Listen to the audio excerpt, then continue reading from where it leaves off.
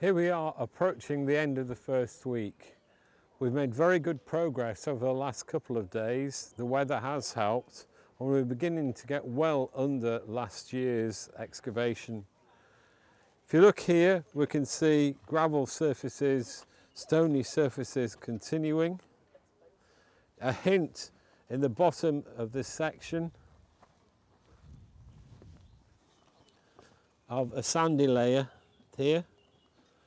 And as I previously said, we seem to get this technique of putting a spread of sand over a previous layer.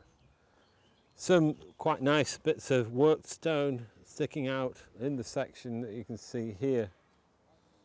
Moving along through the trench, again we seem to have got surfaces of mixed material, just solid bits of what is called opposignum. That's crushed brick and mortar. Philip Corder's trench was just beyond the Harris fencing. He found a series of buildings, one on top of the other, and right down to the Trajanic deposits. And what we've got here seems very similar. Corder describes a 3rd century building which caught fire, and he describes almost a conflagration, really big blaze. And directly on top of the walls of that structure, more walls were built, so another building going up into the 4th century. And it appears we get a similar situation over here. After all, we're in another room of the same courtyard building. Moving on here, we've got something that is looking quite intriguing. We've got a spread here, mainly of roof tile. This kind of tile is known as Elland flag because it comes from the quarries near Leeds. It is a coal measures sandstone, and you can see one here which has got a little nick. That's part of one of the nail holes that held the roof in place. There's been a lot of excitement and debate about why we've got this depression here with the tiles sloping into it like this. We've got here a robber trench. This is one we had last year, and we're about to investigate it further. But one thing that is interesting, which you didn't notice last year, was that we've got some reasonably quite well worked stone. This is the kind of stone that they were after when these robber trenches were put in. What's intriguing now is what's appearing here in this trench.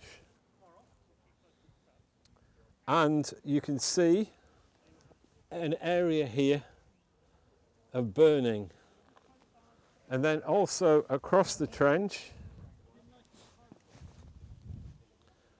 we have patches of mortar, dark material.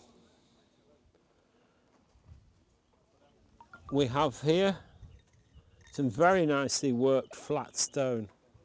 And notice these stones are diving down. So there are various possibilities. And it seems pretty clear that we've got floor surfaces. And this is where the painted wall plaster was deposited last year, mainly on this area. And some of this material is likely still to be wall plaster. However, here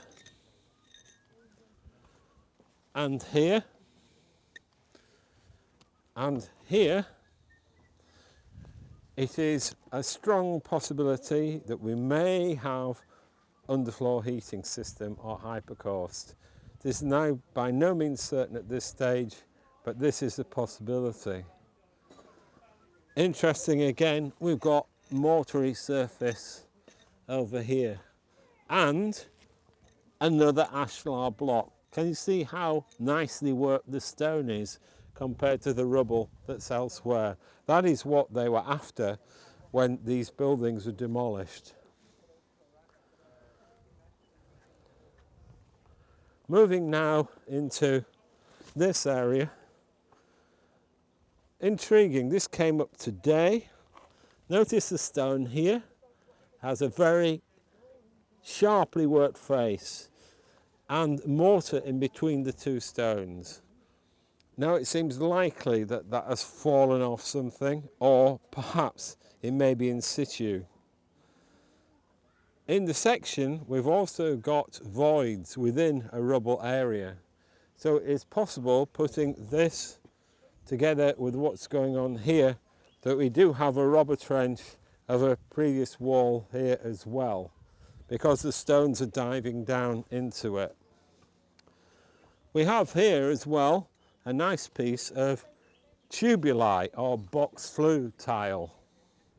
That's the piping that went up the wall to take the heat, a heating duct if you like.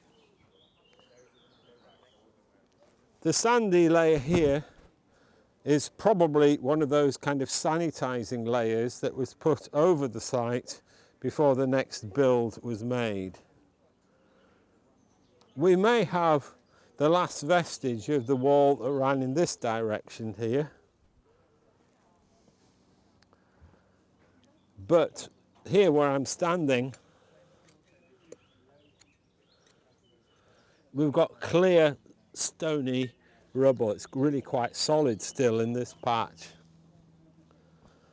Intriguingly, matching Corder's description, under here we have the rubble from a former wall, fitting exactly Corder's idea. We had a wall up here, a robber trench, and this is almost certainly a previous wall. Note as well the very large chunk is probably almost a complete roof tile that's been incorporated here. So in summary today, we've made extremely good progress. We've now got the whole of the trench earlier than last year's excavation. Over in the rubble area there, we found a coin of the Emperor Tetricus in the late 3rd century, which gives us some quite good dating evidence as well. Corder found a coin of Tetricus as well.